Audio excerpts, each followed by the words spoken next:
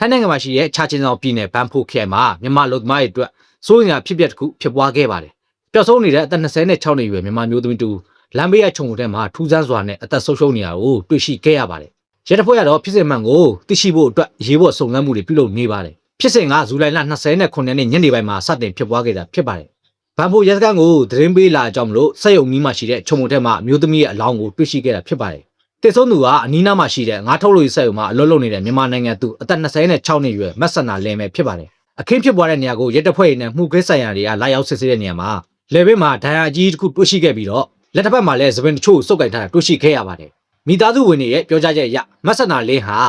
စနေနေ့ည9:00 နာရီလောက်မှာနောက်ဆုံးချိန်ဖုန်းပြောပြီးတဲ့နောက်အဆက်အသွယ်ပြတ်တောက်သွားခဲ့တာဖြစ်ပါတယ်အဲ့ဒီနောက်ပိုင်းမှာသူ့မိသားစုပါဝင်လှုပ်ဖို့ကင်ဘက်တွေက